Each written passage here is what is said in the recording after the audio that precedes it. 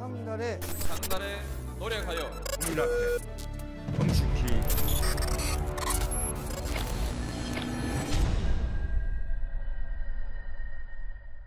네, 안녕하십니까. 정치비와 그때 내 시작하도록 하겠습니다. 자, 오늘은 좀 특별한 분 모십니다. 특별한 분 모셨습니다. 최초로 그때는 지금 베스트를 모시고. 네. 그동안 이런 일이 없었는데 오늘 저희가 한인석 교수님을 그 최강욱 의원님이 꼭 모시자. 그래서 장인수 기자도 함께 하려고 그랬는데 오늘 좀 급한 일이 있어서 장인수 기자님 오늘 못 모셨고, 자, 여러분들 많이 기억하시죠? 한인석 교수님 모셨습니다. 박수로 맞아주시죠. 감사합니다. 요즘 최근에 뭐 매분쇼 뭐 이런 데에서 스타덤에 올랐다고. 완전히 지금 스타가 되셨어요. 예, 방송이 잘 어울린다. 교편 때보다 이 아이들 가르치는 것보다 이게 나왔다. 예. 조국 교수님도 사실 제자들 가르치는 것보다 정치가 좀 잘 어울리지 않습니까? 그렇죠. 거기는 네. 방송은 너무 재미가 없어가지고. 우리 또 조국 교수님 막 그럴 때 한인석 교수님 이야기도 좀 많이 들었었는데요. 최강욱 의원님은 뭐 잘 알고 계시죠, 교수님은? 그럼요. 저는 저한테는 너무너무 정말 각별한 선생님이시고, 법대가 또 학생도 많지만 교수님들도 많거든요. 근데 수업 들으셨습니까? 그럼요. 이제 교수님 교수 생활을 출발하실 때 서울대 교수가 아니실 때가 있었거든. 네. 그때 서울대에 와가지고 강의를 맡으셨는데 내가 그 강의를 신청해가지고 막 들었지. 학점 잘 나왔습니까? 잘 나왔죠. 제가 너무 기억하죠. 네. 그 학기 말 과제물을 너무 잘 썼어요. 그래요? 그래가지고 법과 사회 창간호에 예. 학생논단 예. 이래가지고 실었습니다. 오. 학술 전날에. 진짜 저는 그때 내 일생에 정말 잊지 못할 짜릿한 경험 중에 대표적인 경험이야. 교수님이 이제 과제를 내주셔가지고 리포트를 냈는데 마지막에 이제 그걸 내 거를 딱 이렇게 고르셔가지고 이렇게 써야 된다 이렇게까지 말씀을 해주시고. 몇 학년 때예요? 4학년. 4학년 때. 네. 그래서 제가 그때부터 이게 법학의 학문으로도 재미가 있는 거구나라는 걸 그때 내가 처음 느꼈고. 그때 교수님 기억하세요? 저하고 왜 한 분 더 한 분 더 픽하셨거든요. 당선장 말고 차점작이 한 있었는데 분 너는 기억이 안 납니다. 그 사람이 그걸 쓴 사람은 대법관이 됐어요 지금. 그래? 김복형? 아니 누구야 또? 이흥구. 예. 대법관 헌법재판관이다. 내가 그 정도 수준이 된 사람이야. 근데 그때 학술 저널이라고 하면 교수들만 실는 것으로 돼 있잖아요. 예. 통념이 그랬었는데. 근데 제 마음속에는 좋은 글은 좋은 글이고 예. 교수와 학생 사이에 구분을 두는 것은 맞지 않다 생각했기 획기적인 때문에 일이었어요 그때. 함께 녹였습니다. 칭찬 듣고 싶어서 오늘 모신 거 아니에요 혹시? 그 얘기 하려고? 교수님한테는 그거보다도 꾸중 들을 일이 훨씬 많아서 옛날 얘기니까. 그 또 동료 교수로서 또 조국 대표님도 오래 같이 하셨죠? 그럼 늘 같이 했죠. 예. 그러니까 한인섭 교수님, 조국 교수님 때문에 제가 전공도 형사법을 한 거예요. 예. 정년 올해 하셨다면서요? 예, 올 2월 28일 날 예. 정년을 하는데 이제 방송으로 데뷔하시는 겁니까? 아니 엉겹결에 온 거죠. 데뷔하셨어요 이미. 그런데 제 마음속에 늘 장난꾸러기 하나가 살고 있다고 그렇죠. 생각하고 있어요. 마음속에. 예. 유튜브에 오니까 제 속에 든 장난꾸러기가 막 약동을 하더라고요. 그래서 내 마음이 움직이는 대로 그냥 간 거죠. 교수님 해강고 나왔어요? 아니 조국 선생 예강고 나왔고 교수님도 부산에서 고등학교 나오셨는데 훨씬 좋은 학교를 나오셨지. 동성고등학교 나왔는데 거기는 야구 좀 하지 않아요? 동성고 하면 늘 서울 동성고인 줄 알아요. 부산 동성고가 거기에 지방과 이제 서울에 이 차별이 잘못된 차별이 있는 게 동성고등학교거든요. 이름을 잘 지어야 돼. 전라고는 서울에서 둘 수가 없어. 서울 전라고가 말이 안 되잖아. 왜 우리는 동성고라는 이름을 쓸 수 없습니까? 근데 동성고 하면 서울 동성고인 줄 알더라고요. 그렇다면 서울 동성고, 부산 동성고라고 부르든지. 그래서 저는 어디까지나 동성고등학교라고 부릅니다. 서울에서 혼동하든지 말든지. 수많은 경우에 자기 지방 이름을 붙여야 되고 맞아요. 서울은 이름 안 붙이고 그것이 보편적이다. 서울 경기고 이렇게 안 하거든. 그냥 경기고 잘못됐다고 생각합니다. 모든 고등학교는 다 평등해야 됩니다. 그럼에도 불구하고 전라고 낫긴 하다. 교수님이 그 유명한 58년 개띠시고 연배를 따지면 59년입니다. 59년이세요. 59년 박지만 동기시고. 59년이면 유시민 장관이 59년 일걸요? 그렇지. 아마 그 우리가 인구 이제 그 성장이 58, 59, 60년이 제일 폭발했잖아요. 그다음에 68, 69, 70년이 인구가 제일 많아요.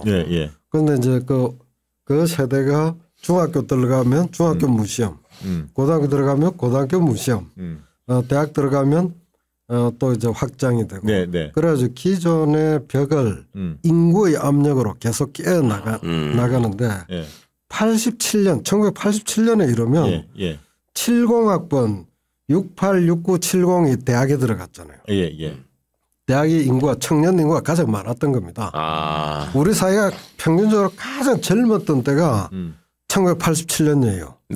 그러니까 기성의 군부 독재의 장벽을 인구의 힘으로 밀어버린 겁니다. 그러면 그 학번은 그러면 77학번이신가요? 그럼 윤석열이 81? 윤석열은 79입니다. 79? 학교 다닐 때 봤어요? 우리는 잘 못 봅니다. 한참 후배라. 왜냐하면 학생의 활동을 금지를 했기 때문에 그 당시에는 학생끼리 잘 볼 수가 없어요. 그래서 술 많이 처먹는 애로 유명했을 것 같은데 1학년 때부터. 저는 누가 술을 처먹었다고 말은 못합니다.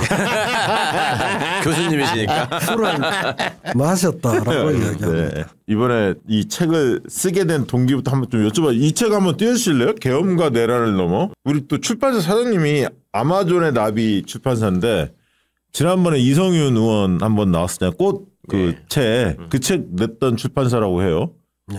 장족에 발전했어.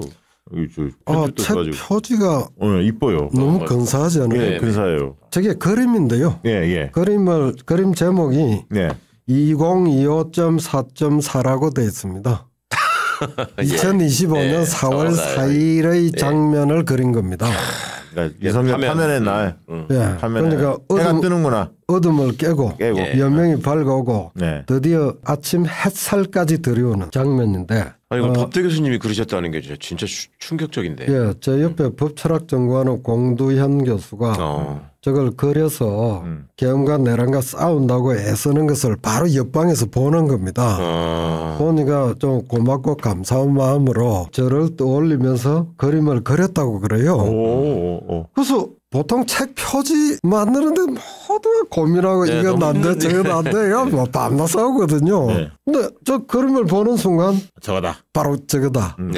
그래서 그냥 이에 여지없이 표지가 아주 잘 됐습니다. 아니 교수님 좋아요. 이게 그때 파면의 그 4월 4일 날 그 헌재의 결정문이 너무나 그 진짜 완벽 그 자체다라고 그 공개적으로 말씀을 하셨거든요. 그 의미부터 좀 설명 한번 해주시죠. 광장에 나와 있는 분도 있었고 집에 있는 분도 있었겠지만 저는 한자 정확하게 들어야 되기 때문에 집에서 메모지 들고 이렇게 딱 이제 기다리고 있었는데 아마 그 11시 정각됐을 때 모두의 긴장감이 이루 말할 수 없을 거예요. 막 온 나라가 긴장하고 한마디 한마디에 귀를 기울이고 있는데 그것을 이제 쭉 낭독을 했잖아요. 단어가 정확하게 전달되지 않았습니까? 그리고 쉽더라고요. 알아듣기 쉽게. 아주 온 국민이 알아들을 수 있도록 그냥 다 풀어가지고 했던 것이고 중요한 법률 문서 중에 그토록 쉽게 명료하게 쓰여진 것이 잘 없습니다. 그리고 그것을 이제 낭독을 하면서 국민들에게 헌법교육, 민주주의 교육, 정당이란 무엇이냐? 계엄은 왜 나쁘냐? 야당이 좀 너무하다. 거부권 행사가 너무 많다. 탄핵도 계속한다. 너무하다. 정말 국정 운영이 어렵다라고 생각할 수도 있었음을 이해한다.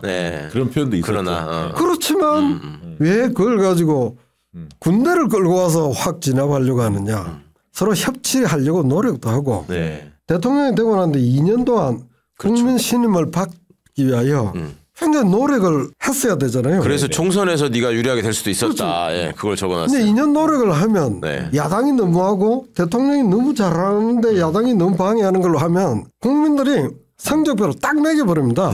그게 선거지. 그러면 우리 노무현 대통령 1년 동안 할 때 성적표를 딱 매가지고 과반수를 줬잖아요. 열린 우리당. 그런데 성적표가 108석 형편없이 나왔잖아요. 그럼 어떻게 해야 되겠어요? 반성해야지. 이제는 앞으로 3년 동안 여야가 진짜 협치를 해야 합니다. 한 번 딱 만나서 야당 총재. 그렇죠. 그다음 끝이에요. 네. 그리고 자기 말만 했잖아. 네. 네. 자, 이런 상태를 아프게 지적을 하나하나 하면서 탄핵이 잘못된 것이고 국민들의 노력을 정당하게 하나하나를 평가를 해줬어요. 네. 예, 예. 그래서 22분을 딱 마치는 순간 대부분의 국민들이 납득이 됐어요. 예. 그다음 정말 탄핵을 반대하고자 했던 예, 예, 예. 이제 그런 분들이 힘이 풀려버렸어요. 맞아요. 그거 시비를 안 걸더라고요. 예. 왜냐하면 내용도 있었지만 내용에 대해서 그날 11시 22분에 분기점인데요. 도저히 받아들일 수 없다라고 하면 이제는 시가전과 폭동으로 나아갑니다. 예. 그럴 수 있죠. 사람들이 긴장했잖아요. 예, 예. 시가전 징후 하나도 없었고 없었어요. 예. 폭동 징후 하나도 없었고 그렇게 정리가 됐어요. 맞아요. 진짜. 그래서 우리 지금 주말에 꽃도 보러 가고 이렇게 할 수 있는 여유가 생겼잖아요. 교수님도 외국에 조만간 나간다며. 원래 못 나갈 뻔했어요 지금. 예. 그건 비밀. 원래 진즉 나가셨어야 되는데 지금 미뤄진 거야 윤석열 때문에. 아니 근데 그 토요일마다 그렇게 이제 광화문에서 경복궁에서 이렇게 시위도 있고 계속 했었잖아요. 비천혁명에서 집회 현장도 한 번씩 나가 보셨습니까? 안 나가 보면 안 됩니다.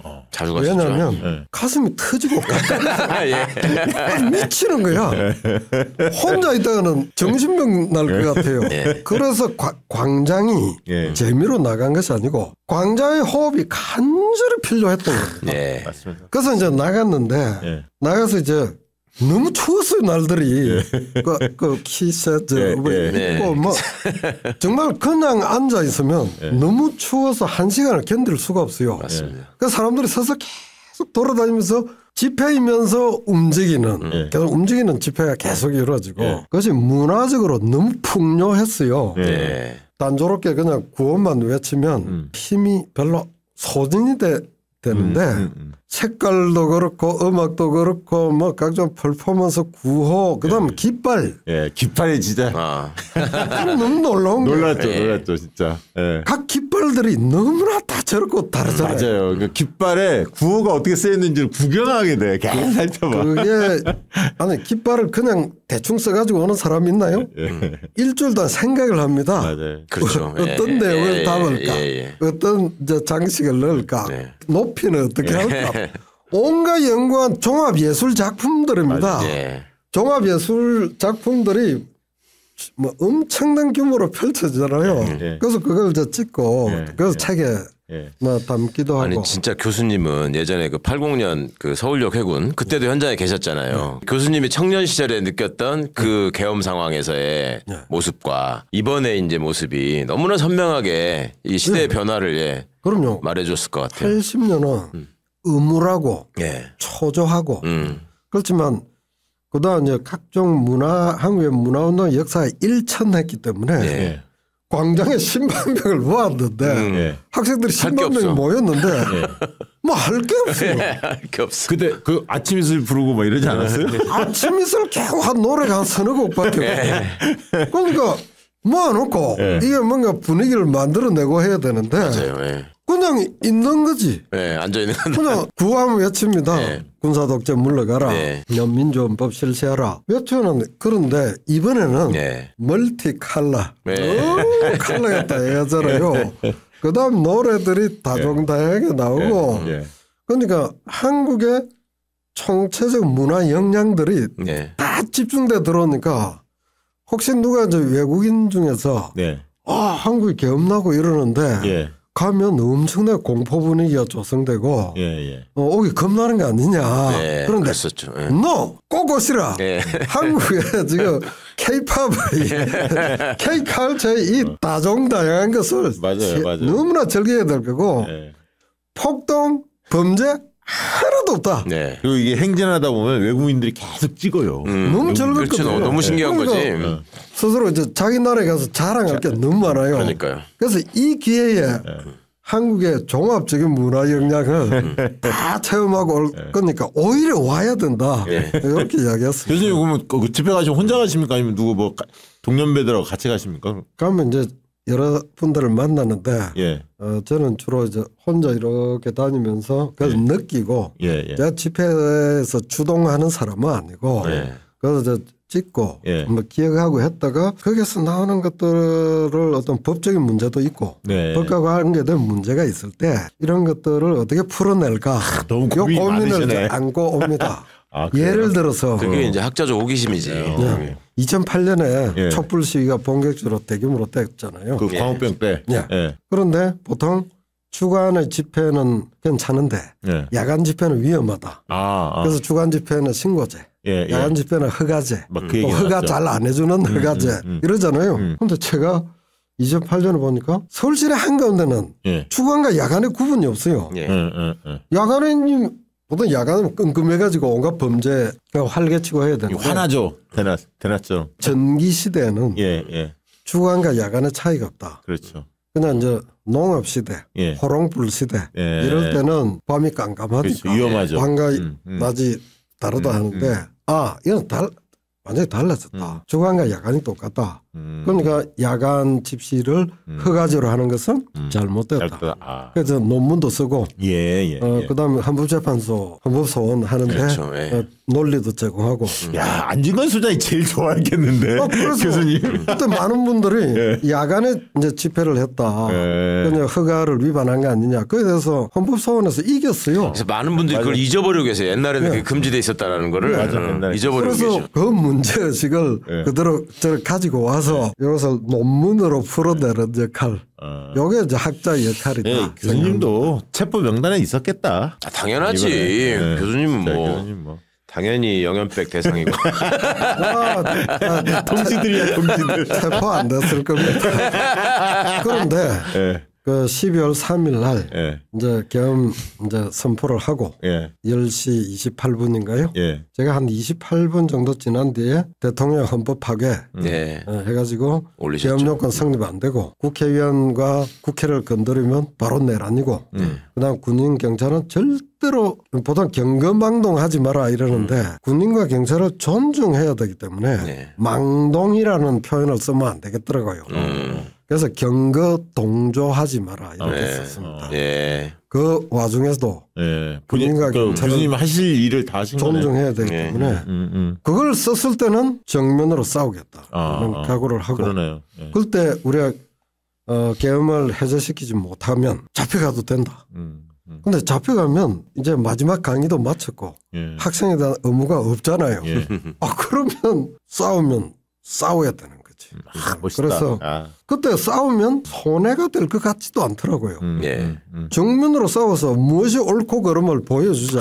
이런 분들이 많아요. 그래서 자유를 찾은 첫날 강의를 종강한 자유를 찾은 첫날 새로운 과제가 확 들어와 버린 거죠. 그래서 이것은 맞서 싸울 수 있고 싸워서 이겨낼 수 있다. 우리의 역량이라면 이제 그때 이제 여의도에 달려가는 분이 있겠죠. 그렇죠. 저는 여의도에 달려가는 몸이 좀 그렇게 액티브하지 않습니다. 달려가는 입장이 아니고 이럴 때 이것을 확실하게 뭔가 정리를 해서 메시지를 그게 교수님 역할이죠. 이게 이제 저희 역할이에요. 그때 교수님 도망갈 생각은 안 하셨어요? 아니요. 도망이 아니라 거기서 그냥 잡혀가겠다 생각하신 거예요?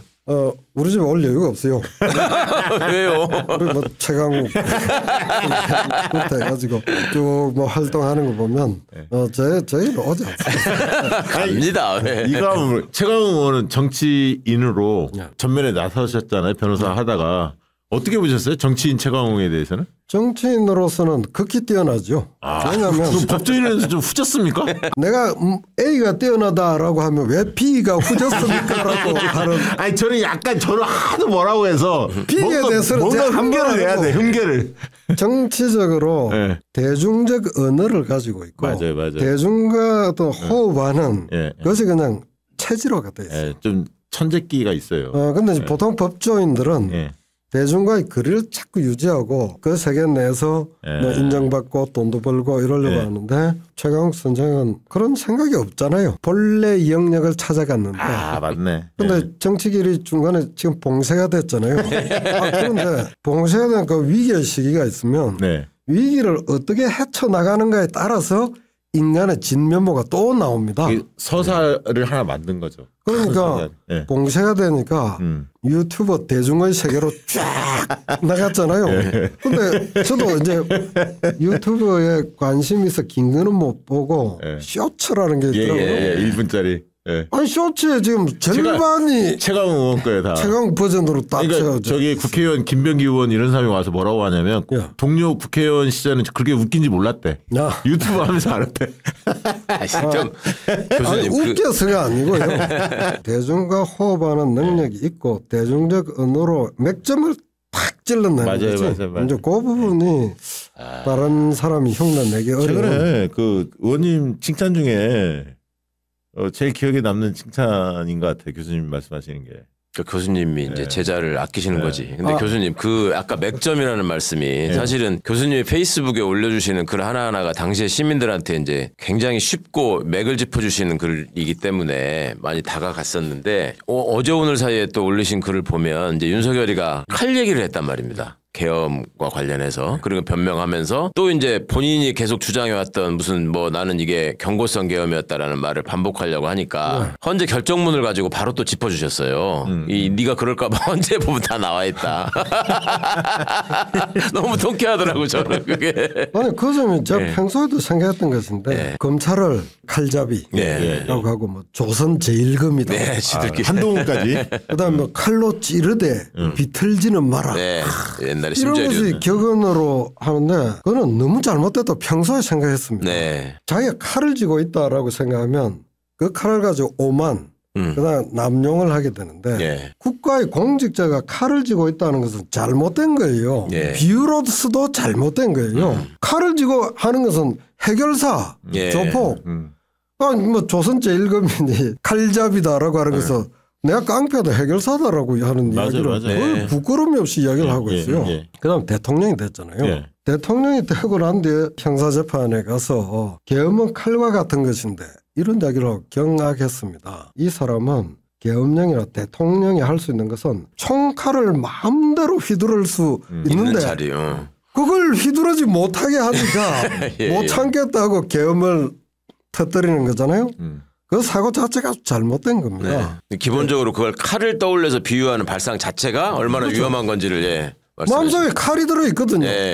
그러니까 나쁜 놈 자기 마음에 안 드는 사람 있으면 연평도에 뭐 수거 대상으로 한다거나 영연백으로 넣는다거나 이런 것들이 우리나라 민주공화국의 시민들은요. 정말 미운 사람이 있어도 대화로서 풀고 안 그러면 뭐 기 좀 맞고 야당과 여당이 밤낮 싸우잖아요. 싸우도록 설계해 놨잖아요. 검사와 변호사가 밤낮 싸우잖아요. 싸우도록 설계해 놨잖아요. 근데 시민이라고 그러니까 그 틀 안에서 싸우라고 한 거죠. 시민으로 상호 존중의 토대 위에서 그다음에 적절한 정도의 언어로서 법의 기준하에서 싸워라 이런 것인데 그게 칼이 등장하면 어떻게 되겠어요? 이놈이 옛날에 이제 박정희 쿠데타 얘기도 많이 했잖아요. 그래서 한다고. 그 칼 이야기가 근본적으로 잘못된 것이다 라는 이야기를 꼭 해주고 싶었습니다. 앞으로 어떤 공직자도 자기 활동이 예컨대 법적 수단을 가지고 어떤 행사할 수 있을 뿐이지 그것을 어떻게 칼이라고 하는 것으로 쓰냐. 그래서 그 칼을 가지고 이야기하는 공직자들에게는 예수님이 하신 말씀이 있어요. 칼을 쓰는 자는 칼로 망한다. 딱 맞죠.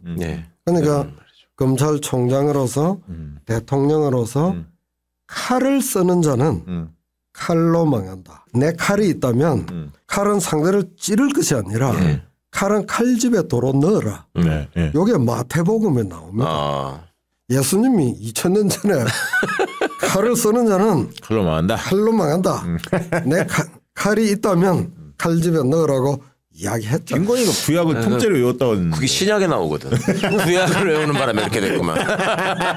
근데 이 책을 그러면 언제 쓰겠다 이렇게 결심은 언제 하신 거예요? 매일같이 전쟁이 10월 3일 이후에 전쟁이 벌어지고 있었잖아요. 국민들은 총칼로 싸우는 게 아니잖아요. 목소리로 이야기하고 어느 게 설득력으로 이야기하고 할 때 그에 대해서 필요한 언어를 가장 정확하면서도 정확하게만 하면 딱딱하잖아요. 그게 유머, 풍자, 그다음 대화 이런 걸 실어가지고 완전 기록이야. 기록. 이제 계속 이제 쓰다 보니까 역사 자료예요. 이제 쌓였잖아요.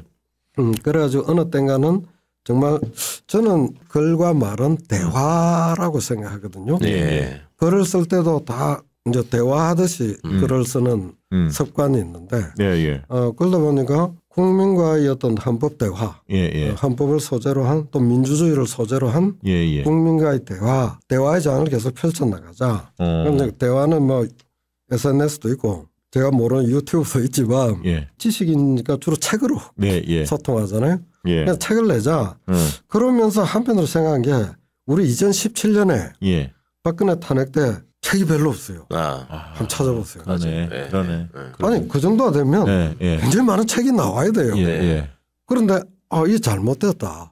너무 깊어서 만세만 부르고 끝난 것이 아니라 기록을 남겨야 합니다. 아니 이거 목차 이렇게 보면 제가 제목만 좀 읽어주면 역사를 만드는 나날 이게 첫 챕터고요. 두 번째는 계엄과 내란, 세 번째는 탄핵, 네 번째는 박근혜 탄핵으로부터 윤석열 탄핵까지, 다섯 번째가 검찰과 법원, 법치와 검치의 혼동 속에서, 여섯 번째 위기 상황에서 공직자의 처신, 일곱 번째 헌법재판소 최후 변론과 최종 선고, 여덟 번째 헌법과 시민 주권, 그리고 부록으로 윤석열 탄핵 심판 헌법재판소 선고 요지 이렇게 돼 있는데 이 중간중간에 뭐 이렇게 저 도표도 있고 사진도 있고 막 이렇게 굉장히 자세하게 돼 있어요. 그러니까 기록이야, 기록인데 알기 쉽게 아주 잘 해놨습니다. 그러니까 이거는 학생들도 다 읽어봐야 할 것 같은데.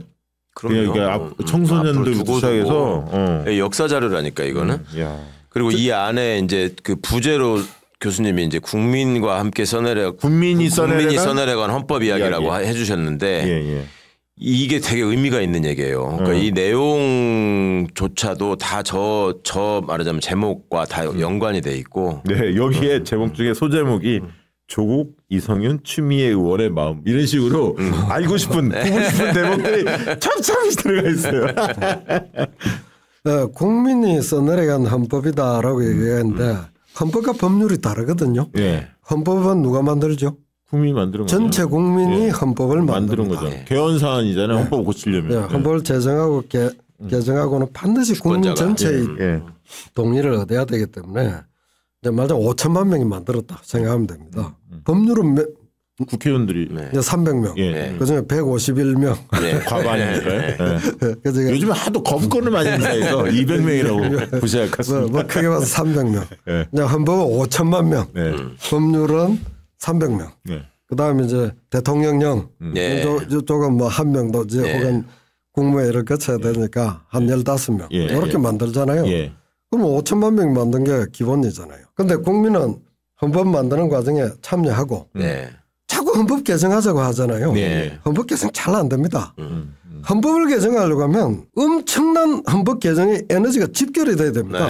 그 에너지는 두 가지 중에 하나밖에 없어요. 하나는 국민 전체가 바꿔야 되겠다. 87년. 그다음에 절대권을 진 군사 독재자가 헌법 바꿔야 되겠다. 둘 중에 하나구나. 국회 해산. 국회 해산하고 밀고 나가. 그 정도의 에너지가 집중이 될 때 거의 혁명적 혹은 완전 반동적 시기의 헌법 개정이 됩니다. 맞는 말씀이에요. 지금 그 시기가 왔어요? 아니잖아요. 그런데 헌법 개정 호사가들의 이야기고 개정 안 된다고 생각합니다. 그다음 정치권만 논의한다고 되는 문제가 아니라니까. 그다음에 두 번째는 보통 이제 헌법 법률 뭐 이 체계를 만들도록 위임해 놓고 이제 국민들은 자기 생업에 바쁘잖아요. 2024년 12월 3일이라고 하는 그 국면에 이르게 되면 국민들이 느끼는 거예요.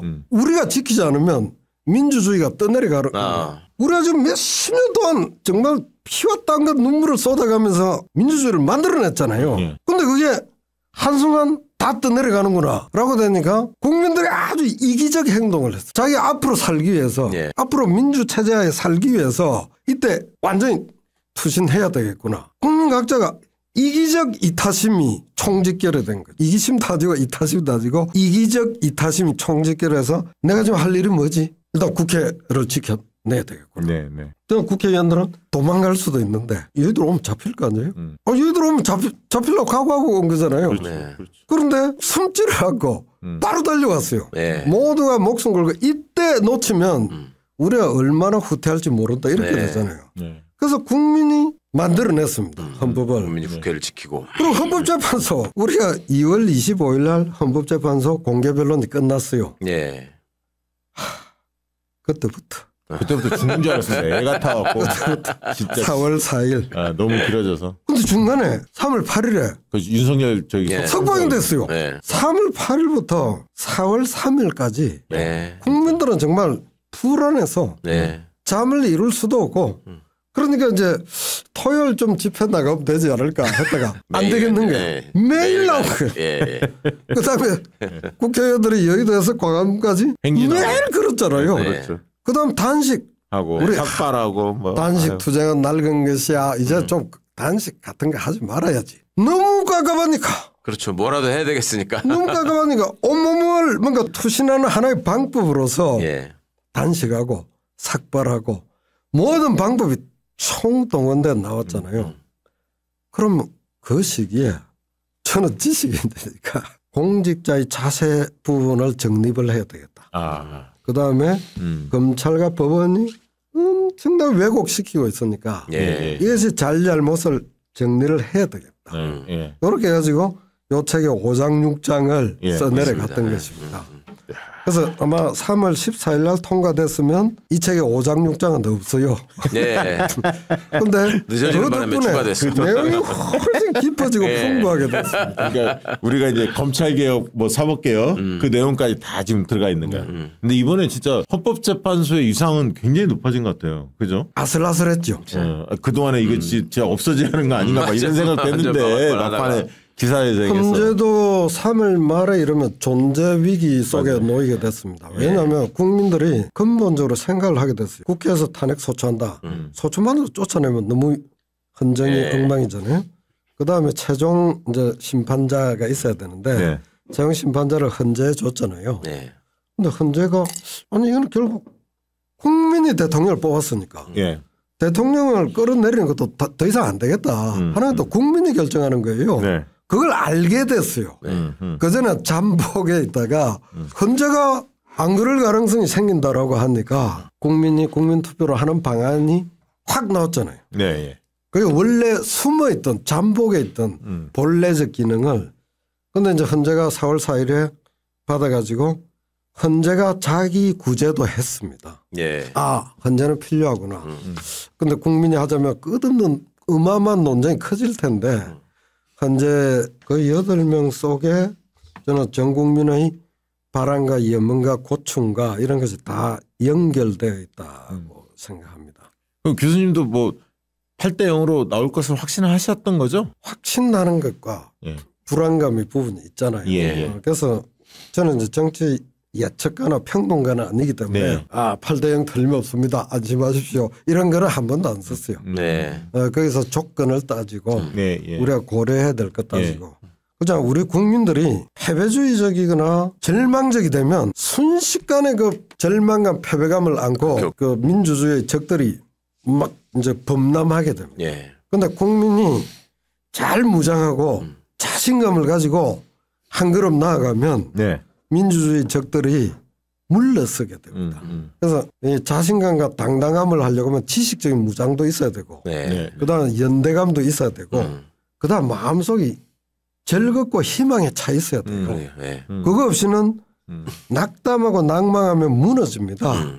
그래서 우리는 중요한 의제를 갖고 있지만 일상적 즐거움과 희망감을 가득 싣고 나아가서 또 이야기를 나누고 사실은 이럴 이제 필요가 있다. 시민들이 헷갈리지 않게 하는 노력도 많이 하셨죠. 그러니까 이제 저쪽에서 무슨 개헌을 들고 나온다. 예를 들면 뭐 탄핵 소추를 미루고 뭐 이거를 좀 더 임기를 단축해가지고 뭐 이렇게 하자. 막 이런 얘기가 나왔었잖아요. 그거에 대해서 일일이 교수님이 이제 이게 Q&A식으로 과연 이 사람들이 이렇게 할 것인가? 그럴 리가 없다. 이거는 헌법 절차에 의해서 얘는 무조건 탄핵 소추해야 된다.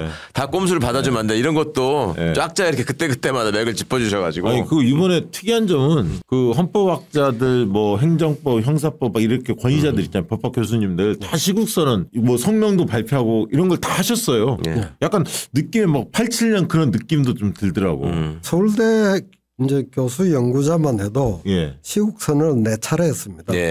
우리 이제 또 법학 연구단체 한 5차례, 6차례 보통 한 번 하고 마는데 국면이 계속 이어지니까 제가 이제 서울대 교수로서 느끼는 것은 박근혜 이제 탄핵을 해야 된다 할 때 790명 명이 나왔거든요. 790명. 그래서 이제 이번에 800명이 넘으면 윤석열 탄핵 된다. 되는 하나 이제 기준점. 기준점이 될 수 있다 했는데 920명이 나왔거든요.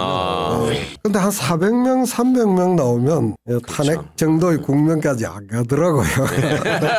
과거에 보니까. 그래서 각종의 그 시험 기준을 자기 영역에서 만들어 나갈 수 있을 것 같아요. 그래서 저는 800이 넘는 격과 500명 사이의 차이가 있다. 이번에 920이 되니까 탄핵되겠네. 그다음에 이제 각종 꼼수를 너무 많이 써요. 중간중간. 박근혜 때는 꼼수가 그렇게 많지 않았어요. 그런데 이제 윤석열 쪽은 법률가 집단이 워낙 많고 또 언론인들도 있고 거대 세력이다 보니까 계속 꼼수를 쓰는데 뭐 하야, 임기 단축 이런 얘기 막 나오고 얼마나 현혹이 되고 12월 4일 5일 그러니까 한덕수 한동훈 같이 해가지고 마치 정권 인수 받은 듯이 기자회견도 하고 했잖아요. 그게 말이 안 되는 게 권력에 그토록 집중하는 사람이라고. 맞아요. 윤석열 조금이라도 안 사면 그 하야 가능성 하나도 없다. 임기 단축 없다. 그다음 당에 일임하겠다. 윤석열 당시 대통령이 그런 얘기 했었죠. 당에 일임하겠다. 당에 가면 어찌 되겠어요? 아니 되옵니다. 그러니까 조카 해야 됩니다. 저기 막 사나를 싸워요. 그럼 여러분들 결론이 합치되지 않는 걸 보니까 나라 걱정, 경제 걱정, 외교 걱정이 있으니까 당분간은 확실하게 해나가겠습니다. 이런 끝이에요. 그런 말들이 중간중간에 현혹시키기 위한 당근으로 계속 주어지는데 이쪽을 분열시키려고 하는 거야. 헷갈리게 만들고. 하야 가능성 전혀 없다. 임기 단축 가능성 하나도 없다. 뭐 그런 식으로 중간중간에 그런 현혹시키는 것의 효과가 한 사흘 가는 것 같더라고요. 첫날 제기를 해요. 그럼 막 뭔가 파장을 일으켜요. 그럴 때 쐐기를 팍 박아줘야 됩니다. 이거 때문에 안 된다. 몇 개의 쐐기를 박아주면 말하자면 풍선이 부풀어 오르다가 바람이 쑥쑥 빠져버리는 거예요. 그러니까 사흘 지나면 넝마 조각으로. 교수님이 그 역할을 페이스북에 통해서 계속 해주셨구나. 그 굉장히 이렇게 짧게 딱딱 짚어주시니까 보시는 분들이 금방 이게 이해하게 이거는 이렇게 해서 지금 속이려고 하는 거구나 이거를 바로 느끼게. 사실 그것도 교수님 입장에서는 좀 위험부담이 있으신 거거든요. 뭔가 논리를 만들어서 저것들이 이제 항상 움직이니까. 그래서 제가 다른 이제 시민들을 만났을 때 걱정을 막 이야기하잖아요. 제가 즉답을 할 실력이 없어요. 그럼 그 걱정거리를 가득 안고 이걸 어떻게 하면 가장 쉽고 정확하게 풀어낼까. 그래가지고 이제 따듬고 어떤 거는 뭐 Q&A도 하고 A와 B의 대화. 그래서 그 A는 제가 들었던 시민들의 이야기고 그 걱정이고 그에 대해서 B의 답을 정리를 하고 그렇게 이제 해답을 내지 않으면 제가 마음이 너무 불편한 상태로 있잖아요. 그래서 아마 자기의 불편함, 불안감 또 잠못 이루는 그런 날들이 얼마나 많았어요. 그럼요. 그래서 그 불면 고민을 녹여내면서 지식인으로서 혹은 전문가일 뿐만 아니라 하나의 시민으로서 소통을 해나가는 그런 노력을 해야 된다. 많은 분이 노력했지만 저는 저 나름대로 노력하기요. 그렇구나. 자, 그러면 광고 하나 하고 또 토크 이어가도록 하겠습니다. 오늘 광고는 늘 정치비와 그땐 외에 고정 광고를 좀 계속 해주고 있는 오가피 콤부차. 우리 최강 의원님, 저 장인수 기자 모두 좋아하는 오가피 콤부차. 교수님도 한번 드셔보시면 괜찮습니다. 그거. 자, 새로운 대한민국 대한국민 민주시민을 위한 특별 이벤트 이어갑니다. 약초학 1호 조선행 박사 40년 연구했다고 알려져 있죠. 가시오가피 열매 세계 최초로 품종 특허를 받았고 열매 추출 특허로 농축 발효해서 몸에 좋은 것만 담고 맛도 놓치지 않는 명실상부한 최고의 명품 건강 음료가 바로 오가피 콤부차입니다. 오가피 콤부차 주요 원료로 사용하는 가시 오가피는 명나라 본초 강목에 한 술에 황금 얻는 것보다 더 낫다. 동의보감에서 신선한 약이다. 러시아 올림픽 대표팀 경기력과 체력과 집중력이 필요한 우주비행사 특수부대가 오가피를 복용했던 사실이 뉴 사이언스 학술지에 발표되기도 했습니다. 뭐 여러 가지 좋아요. 면역력도 좋고 자양강정, 만성피로, 간건강, 신경안정 뭐 다 좋은데 저 개인적으로는 좀 술 먹고 난 다음에 이 숙취 해소에도 좋고요. 좀 나른할 때 이렇게 뭐랄까요. 활력 증진? 얘도 저는 개인적으로는 좀 좋더라고요. 의원님은 뭐가 좋아요 이거? 땀 흘리고 갈증 날 때 최고 좋더라고요. 갈증 해소도 좋고요. 상당히 좋습니다. 오가피의 모든 원료 국내산으로 만들었고요. 농약, 방부제, 화학 첨가제 일체 사용하지 않았고 냉동 물류 보관으로 최상의 맛과 효능의 품질을 유지하고 있습니다. 아침 공복에 한 포 드시고요. 오후 또는 회식 후에 한 포 섭취 추천드립니다. 특히 회식 이후에 한 포 섭취하면 다음날 아침이 쾌변과 함께 상쾌해집니다. 이재명 대표님도 뭐 꾸준히 잘 드시고 계신다고 하고요. 이 제품의 사장님이 더불어민주당 또 당원이시기도 하고 이재명 대표 또 지지자이기도 합니다. 그래서 뭐 주변 분들 많이 지금 드시고 계시는데요. 박찬호TV 시청하는 분들을 위해서 오늘도 기존 34% 할인을 해주고 있는데 48팩 구입하시면 16팩 더 드리고요. 24팩 구입하시면 3팩 추가 증정해 드리고 있습니다. 한 팩에 한 1,500원 정도 하고 있으니까요. 다른 건강음료하고 비교해서 괜찮습니다. 가격도 좋고 맛도 좋고 건강에도 굉장히 좋습니다. 냉동 보관 하시면 좋을 것 같고요. 오가피 콤부차 드셔본 분들의 평가가 아주 좋습니다. 한 번쯤 구입해서 날씨가 좀 더워질수록 이 제품에 대해서 아마 구매하시는 분들이 늘어날 것 같은데 많은 분들 관심 가져주시면 좋을 것 같습니다. 자, 이어가 볼게요. 조국 이성윤 추미애 의원의 마음이란 꼭지가 있는데 이 챕터에는 어떤 내용이 담겨 있습니까? 너 약간 편파적이라고 그러더라고요. 세 분만 왜 꼭지 집었냐? 최강욱은 없어 여기에. 최강욱의 마음은. 네. 그래서 저는 각 300명이 12월 3일에 각각 어떻게 처신했는가 그것에 대한 백서를 남겨야 된다고 생각해요.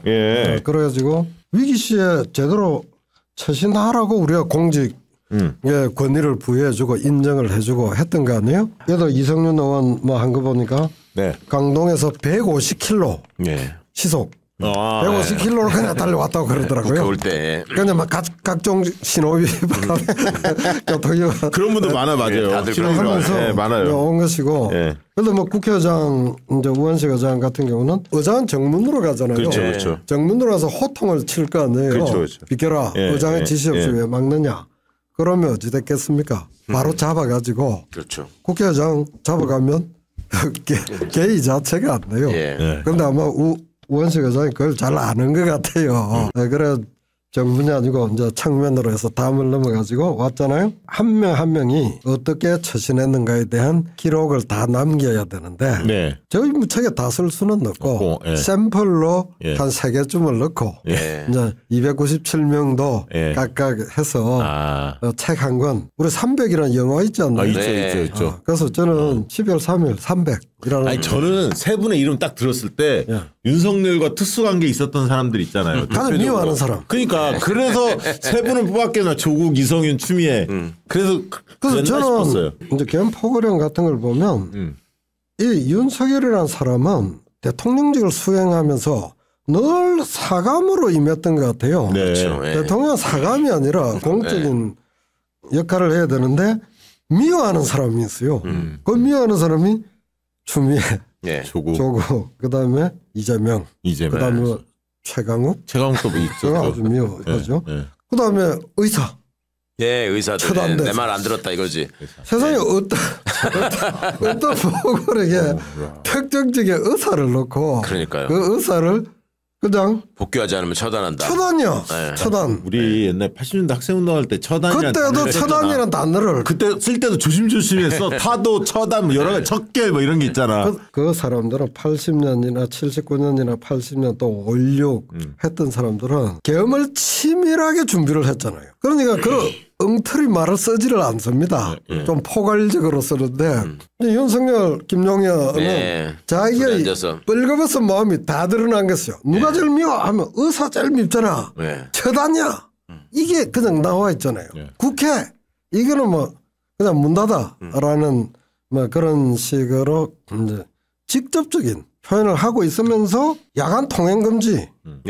그건 지웠어요. 술을 좋아하는 사람에게는 야간 통행 금지가 막 가장 싫은 겁니다. 그 뚜껑 열리지. 뭔가 가려 있어요. 아니 술을 쭉 마시고 있는데 자 통행 금지 11시입니다. 집으로 돌아가십시오. 그건 전 국민 항쟁을 불러일으켜. 바로 술 맛이 완전히 깨잖아. 그러니까 야간 통행 금지에 대한 극도 혐오감. 그 뜻이 담겨 있구나. 다른 것들을 안 건드리면서 야간 통행 금지 이건 아니지. 동물적 감각이 있네. 그래서 계엄 포고령에 한 개인의 본능적 정오와 본능적인 좋아하는 모습이 다 투영돼 있다. 아니 나는 사실 역시 교수님 시각이 이 빛의 혁명 이 투쟁을 벌일 때 전공의 분들 열받아갖고 많이 참여했을 거예요 사실은. 근데 깃발 들고 나올 줄 알았어.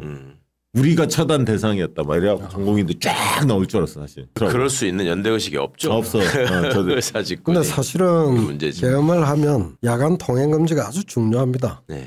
왜냐하면 이제 예를 들어 10시부터 6시라든지 뭐 야간 통행 금지를 하면 그때 이제 그 조항을 딱 넣었으면 여의도에 모여든 모든 시민들은 다 계엄 포고령 위반이잖아요. 아무나 잡아들여도 다 위반이에요. 그런데 그걸 지워서 아무나 잡을 수 없게 만들었어요. 계엄 실패도 한 요인이 되었다. 그 진짜 젊은 사람들 있잖아요. 청소년부터 시작해서 젊은 사람들한테 정치 관심이 없었는데 이번에 우리가 여론조사 해봤거든요. 일상 대화에 80% 이상이 정치 이야기로 바뀌었대요. 사람들. 국민들. 실제 여론조사 해보니까. 그전에는 정치 이야기하는 사람들이 20, 30%밖에 없었는데 화제 자체가 정치. 그리고 그것이 국민들 삶과 직결되어 있다는 느낌을 이제 알게 된 거죠. 박시영 대표님은 야간 통행 금지가 왜 지워졌다고 생각해요? 제가 이야기하기 전에. 근데 생각 안 해봤습니다. 그 중요한 걸 왜 생각해요? 보기에 따라. 저는 이제 이런 거였지. 그냥 반발이 상당히 셀 것을 우려해서 그랬나? 이 정도만 생각했어요. 국민적 반발이 셀 것으로 생각하면 계엄 포고를 안 했죠. 그치. 생각하면서 살아가야 되니까 왜 지웠을까? 진짜. 그래서 왜 굳이 넣었을까? 교수님 말씀 듣기 전까지는 진짜 깊이 그렇게 생각 안 해봤는데. 그래? 진짜 술과 연관이 있는 거예요? 아니 그렇지 본인의 경험과 요 이제 그 계엄 포고령 한자는 중요한데 국회라는 단어를 집어넣었어요.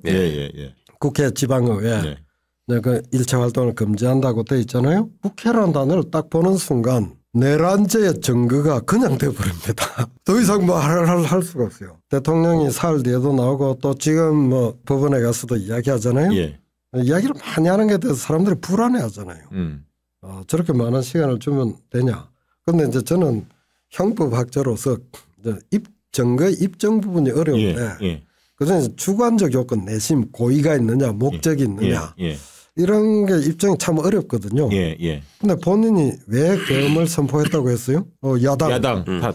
야당의 전행 선관위 이야기하잖아요. 그다음에 예산 뭐 부정선거 뭐 얘기했죠. 그런데 원래 계엄을 선포하려고 하면 전시사변 이에 준하는 비상사태인데 방금 야당 선관위 자기 입으로 자백을 했습니다. 전시 아닙니다. 사변 아닙니다. 그리고 저는 1시간 정도 하고 그냥 뭐 국민들에게 일깨워주려고 했습니다. 그러니까 계엄 요건이 하나도 충족되지 않는다는 걸 자기 입으로 이야기하고 있습니다. 그다음에 법정에서 하는 이야기가 경고용 호소용 계엄령이었다. 아무도 다치거나 유혈 사태가 일어나지 않았다. 이렇게 얘기하잖아요. 원래 우리 최강욱 변호사로서 지금 변호사 자격이 없어요. 아니 이제 과거에 할 때 보면 피고인이 법정에서 많이 이야기하는 걸 변호사 금방 말리죠.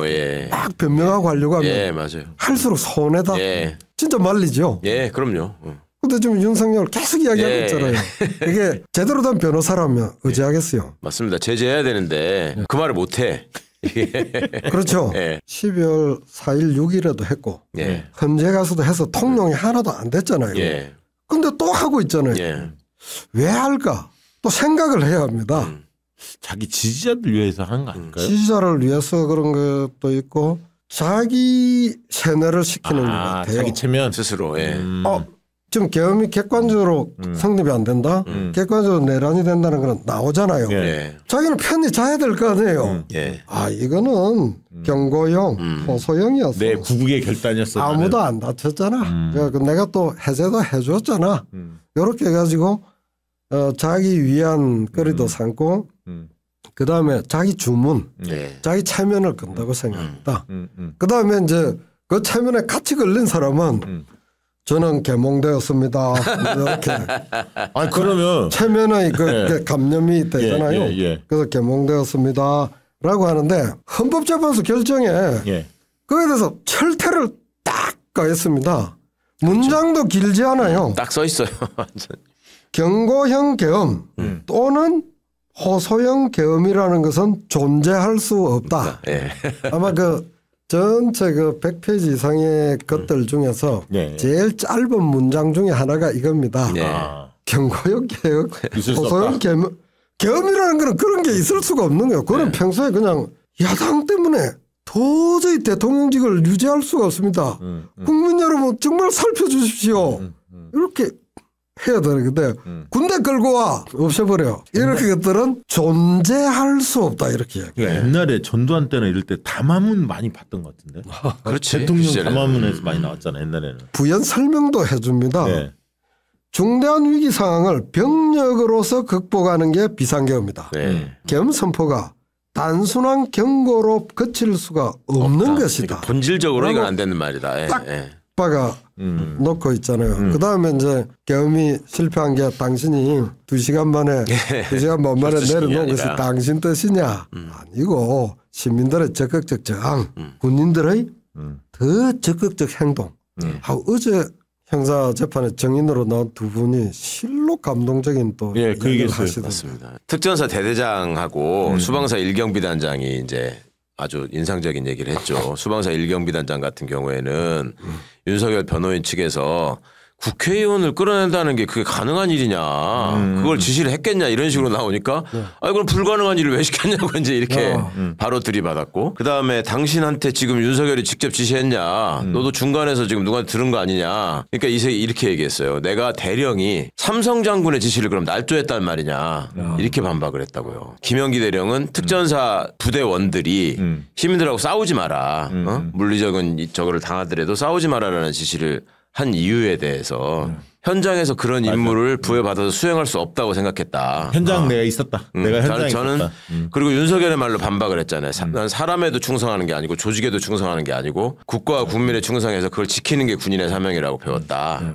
그런데 그 현장에서 그런 임무를 애초에 군인한테 줄 수가 없는 거다. 차라리 그러면 나를 항명이라고 처벌을 해라. 그럼 우리 부하들은 괜찮지 않냐. 우리 두 군인들이 헌재에서도 그렇고 법원에서도 정언한다는 게 굉장히 힘들잖아요. 변호인단이 뭔가 걸 가지고 공세를 퍼붓는 속에서 흔들리지 않고 의연하게 정말 흔들림 없이 정언한다는 게 굉장히 어려운 그 용기와 지혜가 다 필요한 것 같아요. 맞아요. 그래서 그 점에 대해서는 우리 국민들이 크게 박수도 치고 격려도 해줘야 된다고 생각합니다. 우리 셋이라도 좀 박수를. 조성현 대령 김영기 중령이죠. 훌륭합니다. 감사합니다. 그다음에 또 김문상 대령이 또 있어요. 그 특전사 헬기 진입을 공역 진입 허가를 안 해줘가지고 가장 컸다 그 얘기 나오죠. 아니 진짜 지기현 때문에 요즘 또 열받아갖고 사람들이 잠을 못 자고 있어요. 저도 잠 못 잡니다. 어떻게 그런 놈이 판사야? 야 판사도 이렇게 중대한 사건의 경우에는 의식하지 않나요? 당연히 의식을 하죠. 그렇죠. 근데 저렇게 할 수 있나? 그러니까 그렇게 저렇게 하는 거지. 어떤 국민만을 생각하는 본인 입장에서는 지금 인생에 국민들의 주목을 이렇게 받아볼 수 있는 기회가 이번밖에 없는 거예요. 그러니까 이 기회에 자기가 그 짧은 생각 속에 지금 들어있는 거는 나는 양쪽으로부터 욕을 먹으면 안 된다. 그러면서 더 양쪽으로부터 욕먹는 짓만 하고 있고 그러니까 시야가 좁고 식견이 짧다 보니까 그런 바보 같은 선택을 계속 하는 거예요. 근데 또 한편으로는 또 겁이 되게 많지. 이게 이렇게 했다가 내가 나중에 어떤 평가를 받은 것일까에 대한 두려움이 있거든. 네. 그러니까 막 그렇게 걱정하시는 것처럼 앞으로 막 결론까지 그냥 완전히 이상한 짓을 할 수 있을 거라고는 저는 생각하지 않습니다. 교수님 어떻게 보세요? 저는 그 헌재가 너무나 명징하게 이 실체에 대한 판단을 해놔서 지규현이 이거를 뭘 아무리 나쁜 마음을 먹고 딴짓을 하려 그래도 네, 저는 뭐 네, 지기현이 이렇게 이야기할 수는 없고 네, 지기현 재판장님 예. 이렇게 예. 이야기를 하면서 우선 중압감이 엄청날 것 같아요. 네. 이전에 그 전노 재판 할 때 예, 전두환 노태우 예. 재판할 때 1심에 그때 나중에 보니까 굉장히 보수적인 김영일 재판장이 했는데 그때 이제 재판이 끝나고 난 뒤에 아주 짧게 기자회견을 했어요. 네. 거기 보면 상상하기보다도 훨씬 더 어려운 이제 재판이었다 이야기를 했어요. 그래서 아마 현재 재판부도 상상하기 어려운 것보다 훨씬 더 어려운 중압감을 가질 수밖에 없는 사건이고 현실의 재판장이기도 하지만 이는 역사적으로 우리 민주주의로 나아가는 뭐 굉장히 결정적 시금석이 되기도 하기 때문에 정말 잘 해야 되겠다라고 하면서 근데 지금 의심스럽다는 부분들이 이제 나왔어요. 그중에 아마 3월 8일인가요? 구속 취소. 시간 계산. 그래서 이제 그 날짜가 아니라 시분 기준으로 하겠다는 것을 보통 그런 이제 그 새로운 그 선례는 사회적 약자가 그 피고인이 됐을 때 그때 했을 때는 정말 주목의 대상이 되는데 우리나라 최고 권력자가 그 혜택을 처음 본다 이거죠. 그것도 내란 사범이. 근데 그거는 곧바로 의심이 꽂히게 되죠. 판사의 정치성이라든지 의심이 이제 꽂히게 되고 지기현 판사가 이제까지 시분 계산을 적용한 적이 없어요. 대한민국에 단 한 명도 없어요. 그런데 이제 적시한 거를 검찰이 안 하니까 단 하나의 사건 4.4 오입식 왜곡이다. 4.4 오입 뭐그 이승만때 있잖아요. 그런 왜곡이 아니냐. 그다음에 단 1인만을 위한 황제식 법 해석이 아니냐. 그 대학에서 교수와 학생 사이에 만나지 않았더라면 아마 훨씬 강한 비판을 했을 텐데. 그 제자였어요? 서울법대 내란과 출신이니까. 그래서 아유 참. 제자라. 훌륭한과 있지 않아. 저는 이 구속 여부가 너무 중요하기 때문에 가장 이제 그 이상한 것은 주요 임무 종사자들이 다 지금 갇혀 있잖아요. 수감돼 있잖아요. 근데 주범만 수감이 안 됐어요. 그럼 주요 임무 종사자는 곧 재판이 좀 1심이 끝날 줄 몰라요. 근데 주범과 수계와 주요 임무 종사자의 재판이 함께 진행이 돼야지 주요 임무 종사자 이게 먼저 유죄가 내려지고 지금 불구속 상태라면 2년 3년 갈 수도 있잖아요. 그렇죠. 그렇게 되면 전체적인 사건에서 법적 판단이 너무 이상하게 꼬여버립니다. 좋아. 시분 계산으로 하자. 이제 재판부 입장에서는. 그것이 옳다고 본다. 자, 그래 시분 계산을 하니까 한 7시간 초과됐네. 자, 바로 석방을 한다. 그와 동시에 증거인멸. 이제 우려는 끝없이 계속되고 공범 간의 어떤 연락이라든지 그 가능성이 있으니까 시분 계산부를 해서 구속 취소를 하고 바로 즉시에 직권 구속을 해서 할 수 있거든요. 법적으로 아주 모양이 잘 됐을 거라고 생각하는데 그지 않으면 그냥 석방을 시켜버렸어요. 잘못된 부분에 대해서 재구속을 해야 된다고 봅니다. 그다음 이제 하나 시장됐던 것은 사진 촬영, 영상 촬영 금지 처음에 했다가 이제 여러 반발이 있고 그래서 그것은 그 사안 자체가 개인의 프라이버시 이야기도 하나도 없고 개인정보가 하나도 없잖아요. 대통령이 무슨 사적으로 뭐 술 마신 이런 걸 문제 삼나요? 공적으로 한 경험에 대해서 지금 문제 삼으니까 비공개 사유는 제로 공개해야 될 필요는 100이라고 생각하는 그런 사건이기 때문에 공개를 어느 수위로 할 거냐 사진 한번 찍고 그냥 내보낼 거냐 헌법재판소 모델을 보여줬잖아요. 헌법재판소는 과정을 공개를 했잖아요. 과정을 공개할 때 그게 혹시 피해자의 명예훼손 가능성이라든지 이런 게 있을 부분 조금 있을 수 있겠죠. 그런 것들은 어떻게 걸러내야 될지 모르겠는데 기본적으로 국민 국민들에게 공개된 상태에서의 어떤 재판으로 나아가야 되지 않을까. 문영배 재판소장님은 평소에 헌법재판소 소장 권한대행은 알고 계셨던 분이신 거예요? 뭐 마음속으로 늘 존중했죠. 자기 할 일을 아주 잘하고 한 번도 자기 과신을 하거나 그러지 않고 쭉 들려오는 이야기가 참 괜찮은 판사다. 그 이야기가 계속 들려왔어요. 지역에 있을 판사로 있을 때. 참 그러면서 저 어른 김장하 선생님도 같이 조명 예전부터 우리가 많이 다큐에서 봤지만 참 두 분이 참 이렇게 참 좋아. 두 분 이렇게 얼굴 뵈면 두 분이 닮았어요. 전체 모습이 닮았더라고요. 닮았더라고요. 교수님 그 헌법 개정의 방향과 관련해서 저는 이제 책에서 가장 인상 깊게 다가왔던 부분이 저도 어디 가면 그런 얘기를 하는데 그 인민이라는 단어를 이제 우리가 잃어버린 단어가 돼가지고 이 분단 때문에 사실은 그게 재헌헌법에서 이제 헌법을 제정할 당시부터 유진호 선생도 통탄을 했던 부분이잖아요. 실제로 유진호 선생이 썼던 초안에 보면 또 인민이라고 돼 있고 그 부분 좀 잠깐 시민들을 위해서 설명해 주시면 좋겠어요. 인민의 출발점은 헌법 전문에 3.1운동으로 건립된 대한민국 임시헌장이라고 돼 있잖아요. 그 3.1운동은 김이독립선언서 로 대표되잖아요. 그 독립선언서에 5등은 자야 조선의 자주국인가 조선인의 자주민임을 선언하노라 이렇게 됐죠. 조선이란 글자를 빼면 인은 민임을 선언하노라 이렇게 되잖아요. 그다음에 대한민국 임시헌장 대한민국이란 국호가 탄생하는 첫 헌법 문서에 다 인민으로 쓰고 있습니다. 그렇죠. 그다음에 미군정 때 말하자면 대한민국 국민들을 좀 헌법 이런 걸 잘 모르니까 입헌 정치 개요 이런 책자를 많이 만들어내더라고요. 그 전체가 다 인민으로 쓰고 있습니다. 미군정의 모든 문서가. 그다음에 헌법을 만들면 헌법 여러 초안이 있을 거 아니에요. 그 초안에 다 인민으로 씁니다. 그런데 이제 재헌국회가 돌아가면서 굉장히 바쁘게 돌아가는데 국회의원 한둘이 인민보다는 국민이 낫지 않냐. 그러니까 이승만 대통령이 좀 할 일이 너무 많은데 짝 국회의원들이 딴짓은 거니까 아 그래요? 그럼 국민이라 하면 이해 없겠어요? 하는 사이 국민이 돼버렸어요. 그러다 보니까 인민이라는 단어는 굉장히 좋은 단어인데 근데 그게 묘한 게 인과 민이 다릅니다.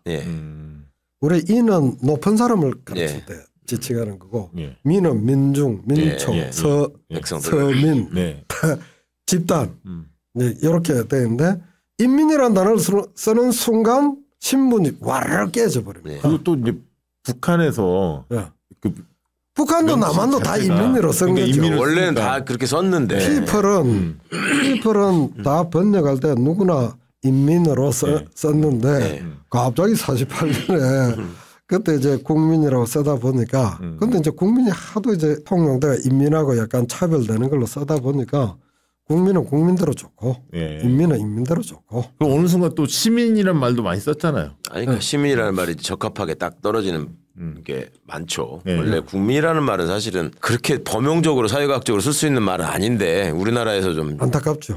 여기저기에 다 그냥 국민을 쓰고 있어요. 왜냐하면 사람이 국가를 만들고 이제 뭐 헌법을 만들고 하잖아요. 이제 헌법에 따라서 국민의 자격이 부여되잖아요. 그때 국민이 탄생하는 거예요. 헌법을 만들기 이전, 국가를 만들기 이전에 그것을 뭐라고 부를래 할 때 그것을 인민이라고 불렀던 겁니다. 그래서 요새는 인민이라는 단어가 조금 그러니까 그냥 사람 뭐 이런 식으로 모든 인간은 인간으로서의 존엄과 가치를 가진다. 뭐 이렇게 이제 바꿔 쓰기도 하는데 아쉬운 대목이죠. 이제 뭐 시간이 이제 거의 다 돼가는데 몇 가지만 좀 여쭤보고 싶은데 교수님 저도 좀 충격적이었던 게 최근의 과정에서 그 계엄도 충격적이었고 서부지법 법원을 이렇게 폭동했던 세력들 있지 않습니까? 그 모습 보면서 굉장히 좀 사실 충격적이었어요. 여기까지가 왔는가 우리가. 그 모습 보면서 어떤 생각이 드셨습니까? 우선 사법부는 굉장히 취약하죠. 이제 입법부 행정부는 자기 무기를 가지고 있잖아요. 예산권도 가지고 있고 뭐 집행권도 가지고 있는데 사법부는 재판밖에 안 합니다. 그래서 이제 어떻게 그것을 그러면 사법부는 자기 위상을 지켜낼 수 있을까? 최종적인 재판기관으로서 다른 기관들이 다 존중해야 되고 그다음 국민의 깊은 신뢰를 받아야 돼요. 개개 판결에 대해서는 너 도저히 납득할 수 없다 이런 경우가 많겠지요. 그렇지만 이 사법이라는 제도를 우리 국민 전체가 깊이 신뢰할 수 있도록 사법부 구성원들이 계속 노력을 해야 합니다. 네. 그것과는 별개로 사법부를 막 침탈을 한다. 그것도 사법부의 판결에 대해서 비판 계속 하고 그 열린 비판 속에서 더 좋은 결정이 나오고 뭐 직위원 재판부에 대해서도 많은 비판, 감시, 지적, 격려 다 해야 합니다. 하지만 집을 찾아가서 뭐 공격을 한다거나 당신 자녀가 어디 다니고 있다거나 뭐 이런 식으로 겁을 준다거나 법원 건물 그 자체를 공격하는 그것은 절대로 있어서는 안 되고 처단 엄정하게 처단해야 된다. 그래서 사법부가 자기 권위를 유지할 수 있도록 우리 국민 전체가 그거는 도와줘야 되죠. 책 한번 다시 줘보세요. 국민이 써내려간 헌법 이야기 계엄과 내란을 넘어. 이 누가 책이 계란이라고. 야, 계엄과 내란 합치니까 계란이네, 계란. 아니, 오늘 중학생이 계란 이야기라고. 그러니까 약칭을 잘. 출판사 가서 계란을 넘어 책 없어요. 서점 가서 그러면 못 찾겠다. 계엄과 내란을 넘어. 아마존의 나비라는 출판사에서 만들었습니다. 한인석 교수님 쓴 책이고요. 이게 넘어가 저렇게 따로 이렇게 노란색으로 큰 글씨로 있잖아요. 저는 저거 보면서 옛날에 우리 어렸을 때 그 넘어라는 책 기억나? 응? 죽음을 넘어 시대의 어둠을 넘어. 기억나 안 나? 아니 제목은 들어봤어. 넘어라고 부르던 관광의 기록이 있죠. 그걸 생각했습니다. 아 진짜 의식하신 거예요? 1980년 5.18에 대한 가장 유명한 책이 죽음을 넘어 시대의 어둠을 넘어가 있는데 1980년 5.18이 패배했습니까? 이겼습니까? 현실에서는 패배했지만 역사에서 승리한 거죠. 1980년에는 패배했지만 긴 역사에서 완전히 승리했잖아요. 우리가 5.18도 넘어가고 군사 독재도 넘어가고 또 이제 우리가 이 계엄도 넘어가고 내란도 넘어가고 그러니까 이런 류에 넘어간 승리하고 극복이잖아요. 한자로 쓰면 승리하고 극복한 기억들을 쭉 가지고 있으면 다음에 또 산이 나타나도 두려움 없이 아니 우리가 지금 4.19 이승만 독재겠죠. 80년 광주 그다음 87년 그다음 박근혜 탄핵 윤석열 탄핵 승리의 기록이 많습니다. 요즘에 K민주주의라고 합니다. 그거 수출 상품이라고. 그래서 이 표지 한번 다시 한번 띄워보세요. 그게 제일 큰 글자가 뭐죠? 넘어입니다. 넘어. 저는 진짜 인상 깊었었어요. 이 책자에도 80년 그 책자 연속 선상에서 넘어의 프로세스 속에 있습니다. 예전에 그러니까 80년대 넘어는 금서가 돼가지고 막 그 쓴 사람들 도망다니고 그랬는데 교수님 보니까 책 홍보도 잘하시네. 아주 잘하죠. 좋습니다. 오늘 이제 마지막 말씀 한마디씩 듣고 마무리해야 할 것 같아요. 의원님 오늘 어땠어요? 교수님 모시고 이렇게. 예전에 이제 실천하는 지식인 뭐 이런 얘기들을 굉장히 뭔가 아름다운 모습으로 썼던 때가 있어요. 근데 실천하는 지식인의 모습이라는 게 한동안 우리들한테 이게 뭐 정치 편향적인 무슨 교수, 학자 이런 식으로 오염되고 남용되는 경우가 최근 들어서 많이 생겼었습니다. 근데 이번에 이 이상한 하여튼 내란 사태를 겪으면서 법학을 공부한 지식인이 시민들을 위해서 어떤 역할을 할 수 있는가, 무엇을 실천하고 무엇을 또 지켜낼 수 있는가 하는 거를 그대로 보여주신 기록이 책으로 나와서 저는 이게 처음 봤을 때부터 이제 그 제목에도 인상 깊었지만 이거는 이제 역사 자료로 길이길이 남을 것이다라는 점이 되게 소중하다고 생각했어요. 그래서 교수님 이 말씀을 우리가 또 이렇게 마지막으로 정리할 수 있어서 좋은 좋네요. 시간이 된 것 같습니다. 오늘 뭐 정치비와 그때는 처음으로 외부 인사를 모셨는데 교수님 끝으로 우리 시청자들에게 한 말씀 해주시기 바랍니다. 아까 실천이라고 했는데 이제는 실천하기 어려웠잖아요. 실천하면 감옥 가고 고문 당하고 그런데 이번에는 실천을 하면서 즐겁게 노래도 부르고 그다음 쓰고 싶은 글도 쓰고 근데 그게 어떻게 그렇게 쉽게 가능해졌지? 쉽게 실천할 수 있게 됐잖아요. 자기 영역에서 다. 그것이 지난 몇십 년간의 그 싸움과 노력과 분투의 축적 위에서 우리는 너무 쉽게 계엄 체제를 깨나갈 수 있구나. 승리의 역사. 그렇죠. 그래서 저는 이 과정을 통해서 선열들에게도 감사하고 선조들에게도 감사하고 선배들에게도 감사하고 왜 이렇게 쉽게 싸울 수 있지 하니까 쉽게 싸울 수 있도록 해준 네. 어려운 싸움을 계속 해왔던 네네. 그분들에게 감사의 인사 가득 올리고 싶습니다. 네. 감사합니다. 네, 고맙습니다. 자, 오늘 한인석 교수님 모시고 이야기 나눠봤습니다. 계엄과 내란을 넘어 책 많은 분들 함께했으면 좋겠습니다. 오늘 정치비와 그때는 마치도록 하겠습니다. 고맙습니다. 감사합니다. 감사합니다.